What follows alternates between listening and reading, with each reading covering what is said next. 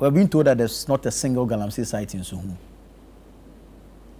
In Suhum town itself.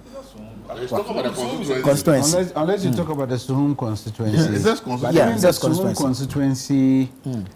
It may be some areas where it is bordering.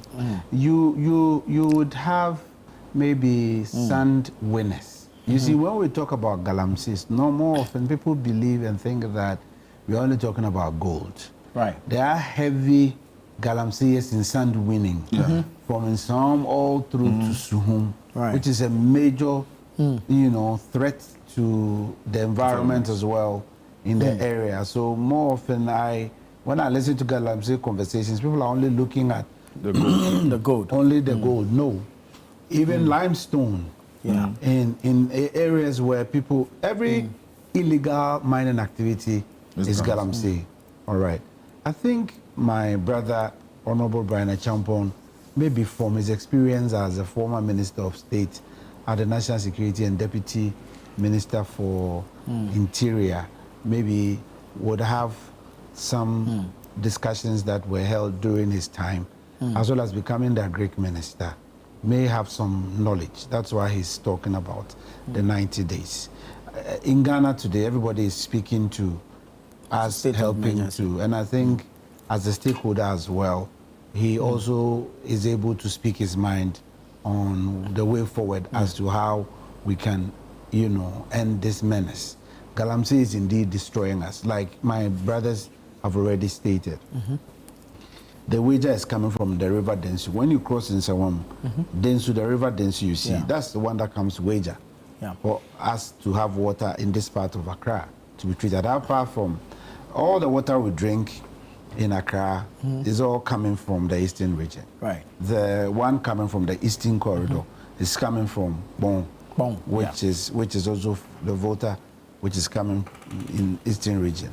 Likewise, the western corridor here is coming from the eastern region, Densu, and then the extension even into western region, Ayensu, is all coming from the eastern region. So sometimes when we are discussing Galamsey, for some of us, the reason why we are so concerned is the eastern region is a very prime region for this country.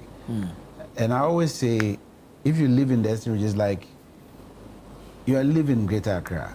Most people don't know that Greater Accra was carved out of the Eastern Province. And the Eastern Province is primarily where we may call today the Eastern region. And we should know that Koforidua is the closest regional capital to the Greater Accra region. So Eastern region has a special relationship with Greater Accra. But I'm not talking about Eastern region. I'm talking about the actions that is going on in Eastern region. And I pray and hope that, like Nee said, for me, I have not changed my stance, and I'll never change that stance. I want to live healthy in Ghana. My experiences have taught me so many destinations, but I still love my country, Ghana, and believe this is the best place for me to grow and nurture my children. And so I would do anything and everything which will bring some sanity into that space. I would always speak to it. Some may agree with me, some may not agree with me. But I believe that the most important thing for all of us to do as a country is what Nee was talking about. We need some heavy civic education. We need to engage our people very well and truthfully. And we must be very honest with our actions. Because if you come and tell me A and you go and practice C, I lose faith in you and I don't trust your actions anymore. So all of us coming together to fight this menace, yes. However, I would not be happy when after we have all supported and helped, somebody will jump. And like I was listening to Elvis, he said, we have failed as a country in the last 16 years. And I said, this is something that I also see as a challenge because collectively, we've not been able to nip this thing in the bud since it became a major worry to this country. And it is something we have to stand firm as a country and say, like we're able to say no to drugs. I have a lot of my friends who visit Ghana and they ask you, this country, few people smoke. Most people don't smoke. And I said, yes, our culture is such that people don't like smoking. The conversation and the campaigns against anti-smoking is really gone well for people to have a buy-in.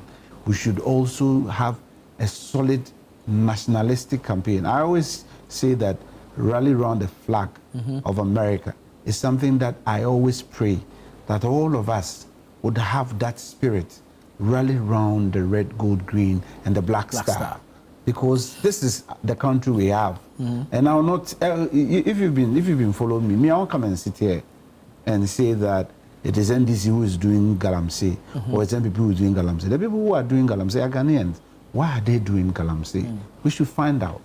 They're doing Galamsey because maybe to them, that is how they can earn a living.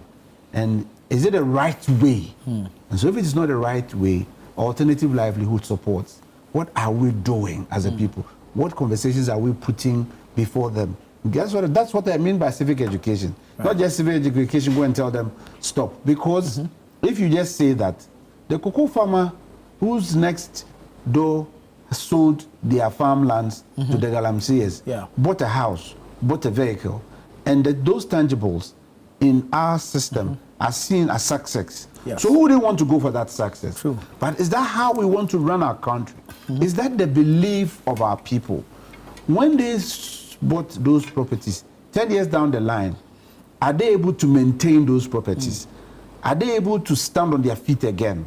So over a period, research is very important. How are we helping our people get educated to understand that that transient wealth is not what will sustain us as a country and as a people? And so for me, anything to help fight Galamsey, I'm for that. We have to fight Galamsey. Very well.